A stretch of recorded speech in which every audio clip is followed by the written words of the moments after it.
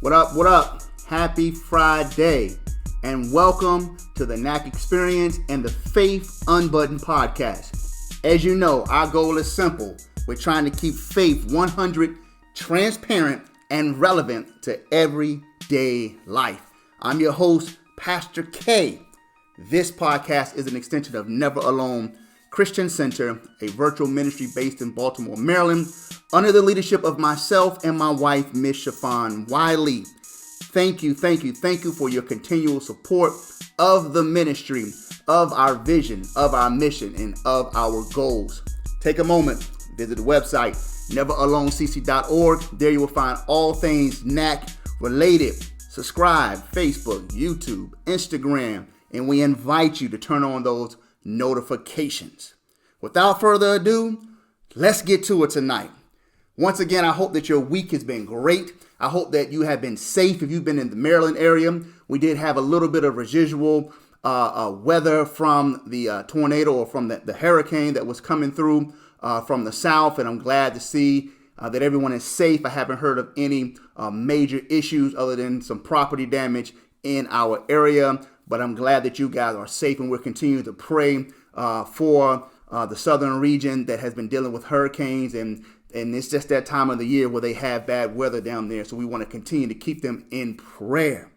But tonight, we have a very, very interesting topic, and how do I know that? Because some of you guys have dropped me some DMs and some messages and said, yo, Pastor K, that's a good topic. Let's tap in. So tonight, our topic is, should married couples have separate or joint bank accounts? Should married couples have separate or joint bank accounts? And as we get into this topic, let me just say this, okay? This is not a cookie cutter belief system, okay?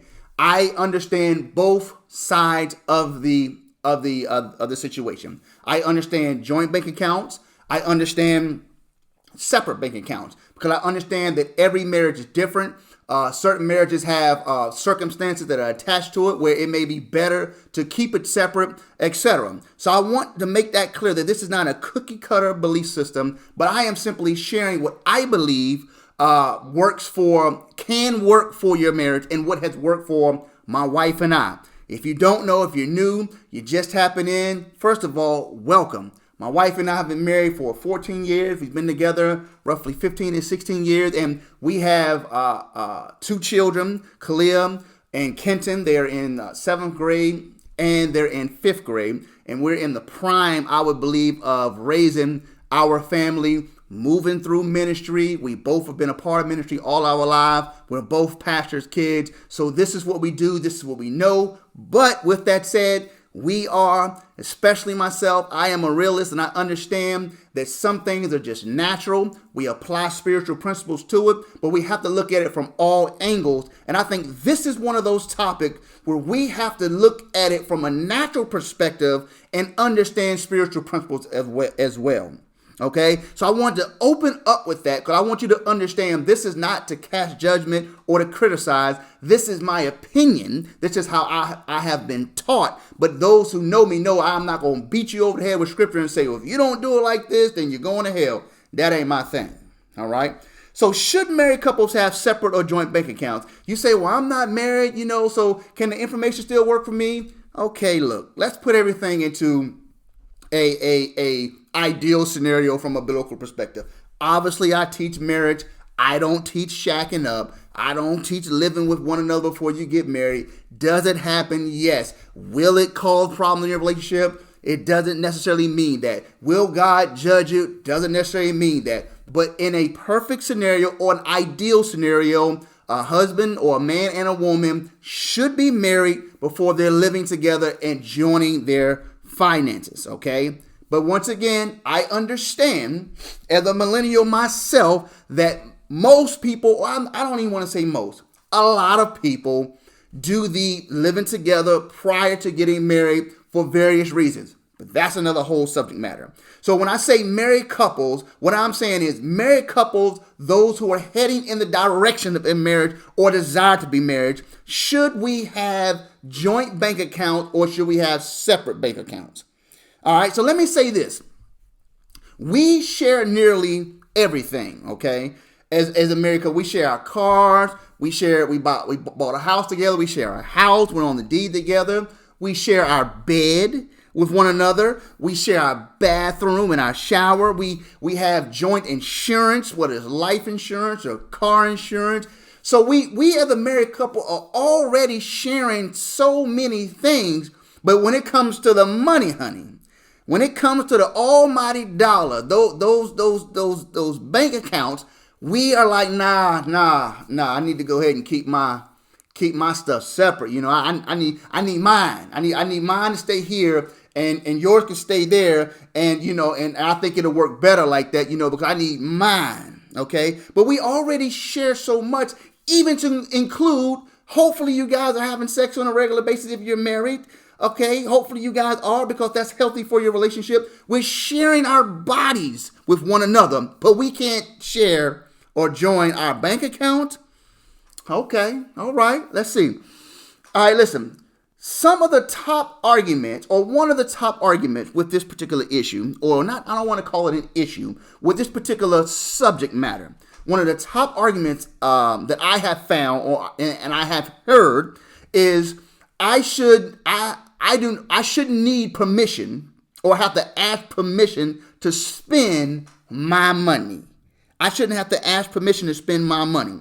Now, in this particular argument, it's the assumption that, you know, we're under my money, my this and my that. Well, if we are married, I believe that's one term that we're going to have to dissolve.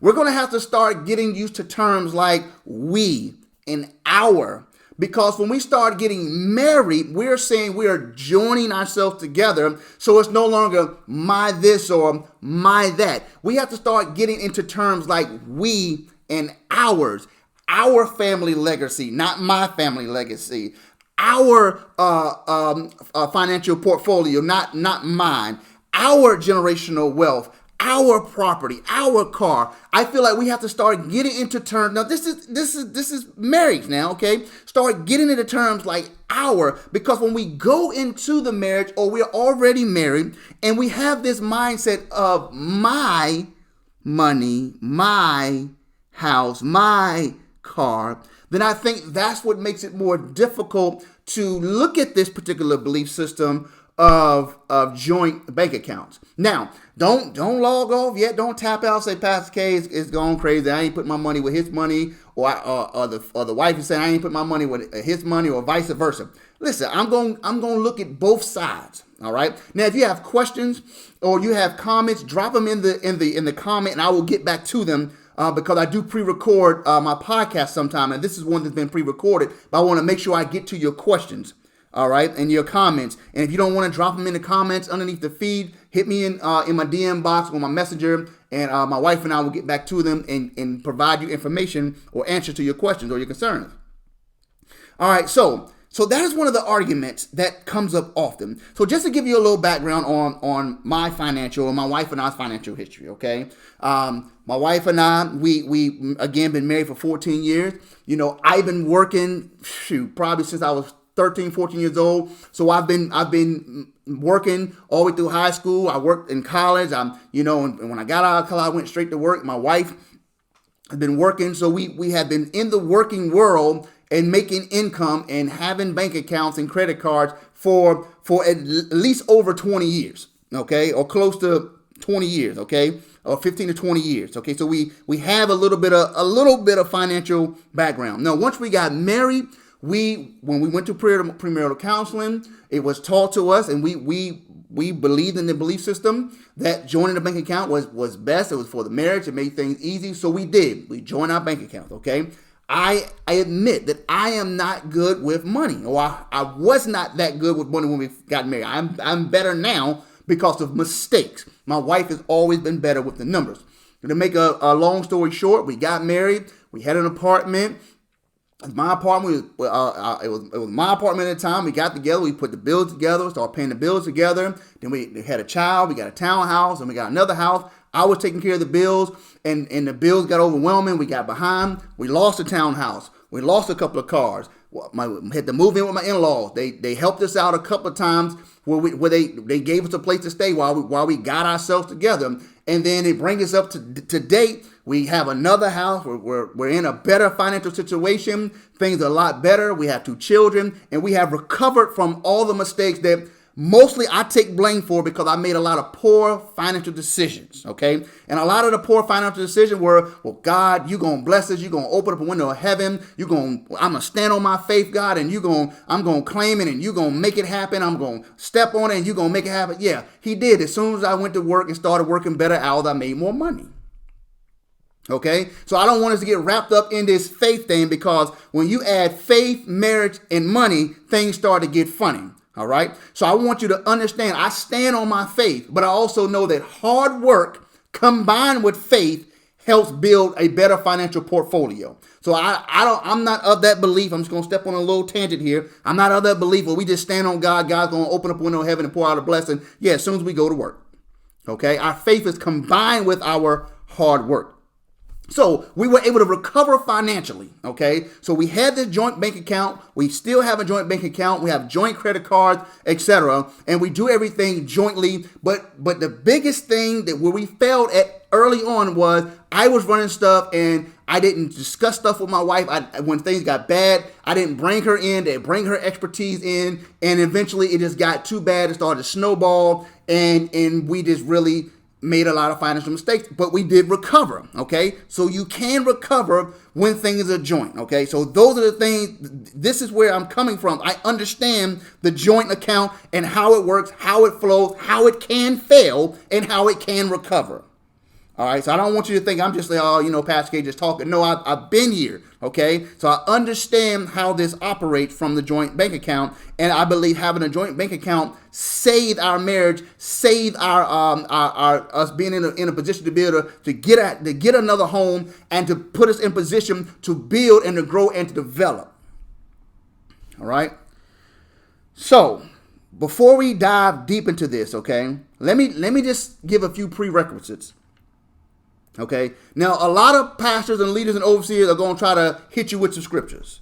That's not me. Okay. And a lot of the scriptures that are used is Genesis 2:24. Therefore, a man shall leave his father and mother, and they should be joined to his wife, and they shall become one flesh. It says we become one flesh. It doesn't say anything about joining no bank account. We become one flesh. In the eyes of God, he sees us as one. We become one in the eyes of the Father, become one flesh, because the rib of Eve was removed from Adam, and that's how he created woman. He said when they get back together, they join, that rib is put back in, and they become one flesh. All right? So I'm not going to try to use scripture to justify joining a bank account. All right? That's not what I'm trying to do here. All right? So for some prerequisites here, okay? If I were counseling, premarital counseling, okay, the first thing I would suggest is before anyone even got married, if you're already married, okay, fine. But before we even got married, just some prerequisites, I would recommend a certified financial advisor to conduct a credit score analysis of all debt and all liens, all financial poor decisions on each individual, the man and the woman, before they even got married and before they even thought about joining bank accounts. Because we have to be transparent as a man. I have to be transparent. My wife has to be transparent when we get married, because when we start joining stuff together, it's unfair if I join $100,000 of bad debt, the IRS chasing me down, child support in arrears, etc., and I join my financial money with my wife, who has a 800 credit score and has immaculate financial history, and then we put our stuff together, and all of a sudden I become a liability as a man to her, or vice versa. The woman comes in and becomes a liability to the man if he has his financial portfolio already developed. So if I were counseling prior to marriage, this is the prerequisite. I would have a certified third-party unknown financial advisor conduct a credit analysis, a forensic analysis of all debt and all liabilities, so that when we decide to join bank accounts, that there would be transparency and clarity, and we would not become liability to one another. I think a lot of people get married and they have a lot of hidden things in their financial past, and they go to try to buy a house, and they be like, oh, I didn't even know he had that lien. They've been married 10 years and he's been hiding stuff, or she's been hiding stuff, or credit cards are piled up, and now you can't get a house, and now you can't get a car. Now your interest rate is high because we didn't have any counsel before we got married. We just loved each other, got married. Now we broke, or now we came by now, and we have no financial stability. So the first 5, 6, 7, 8, 9, 10 years of marriage, we're trying to recover. And that is a strain on your marriage. Okay? So, prerequisite, there should always be some type of certified financial advisor analysis done of your financial situation before you join anything together. Okay? And you say, well, we already joined stuff together. Well, it's time to sit down and have a joint analysis of your finances to make sure that everything is on the table and uncovered, so that everyone in the household, husband and wife, are on one accord when it comes to finances. And we're going to get into why later. Another prerequisite that I recommend, we have to get rid of the breadwinner mindset. Women are making a lot more money these days. Okay? And because of that, as a man, you have to be okay if your wife makes more money than you. I tell my wife all the time, retire me. She know I ain't going to retire. She know I'm going to get 3, 4, 5 jobs, because that's just who I am. I am not going to sit home. I am going to work because I work. I'm a worker. Okay? So we have to get rid of that breadwinner mindset. Okay? So what? Your wife makes more money than you. Or your husband makes more money than you, whatever the case may be. Or wives have to my husband should make more money than me. Why do we feel that way? I understand that may be a school of thought. I don't want to say old school, but it may be a school of thought where the husband should make more money. Well, in today's culture, a lot of times women make more money. And as a man, you have to be okay with that. My wife and I have the understanding, and this is what I teach. If my wife made $100,000 and I made $10,000, we make $110,000 for the year. Because again, it's not my money. It's not her saying my money. It's our money, because we are one. We have joined together our financial portfolio to benefit our goals for our family. So get rid of the mindset of the breadwinner. If you're a husband and your wife makes more money, get rid of that mindset. Or if you're a wife, get rid of the mindset, well, he should make more money than me. If you can make more money, go do it. Why would you not want to bring in as many assets and resources to the house as possible? The term that's being used today is multiple streams of income. The COVID has taught us that we need multiple streams of income. All right? So let's get rid of those mindsets. So those are my only prerequisites before we dive into this. Let's look at the perspective from a joint bank account. 2 things that I have for joining a bank account together. 2 things that I say this is a good option. My wife and I do it. This is why I believe it's a good option. The first reason I think joining a bank account together is a good option for a married couple is it simplifies financial goals. It simplifies financial goals. Husbands and wives should have joint goals. We want to buy a house. We want to buy a car. We want to put our kids through private school. We want to build this portfolio. We want to build this wealth. We want to have an investment property. We want to become entrepreneurs. There should be some joint goals discussed between a husband and a wife. This simplifies financial goals. There may also be some independent goals, such as maybe your wife has some independent goals she wants to do. She wants to purchase this or purchase that. Or the husband wants to purchase this or purchase that. Independent goals. But they all should be discussed amongst the husband and the wife. Therefore, it simplifies the goals financially. Because if everything is under one umbrella, when the husband and wife sit down and discuss their goals, they can look at one umbrella. But if he got 3 bank accounts here and she got 3 bank accounts there, and he got 4 credit cards and she got 4 credit cards, and he got all this debt or she got all this debt, and you don't know, and she don't know what he has and he don't know what she has, and you guys are trying to say, well, let's get a car, and you're like, well, I can put in 300, and then she's like, well, I can put in 300 so we can get a car note for 600, but in actuality, you only can afford a car note for 300 because he's paying the minimum on all the credit cards and they have a 30% interest. She got a student loan she ain't paying for, or got a retail clothing store car that she ain't paying for, and she really can't afford it. So now you have a $600 car payment together, and you really can only afford a $300 car payment, but because the accounts are over here and not here, you think you can afford this $600 car payment, and when the car gets repoed, we say, what happened? Because you brought 3, I bought 3, why can't we pay the car note? It simplifies financial goals. It simplifies household finances when everything is under one umbrella. Now, under that one umbrella, you might have multiple bank accounts, but they should be combined. So my wife has access to every dime that I have and vice versa. Okay? She has all the PIN codes, everything. We're married.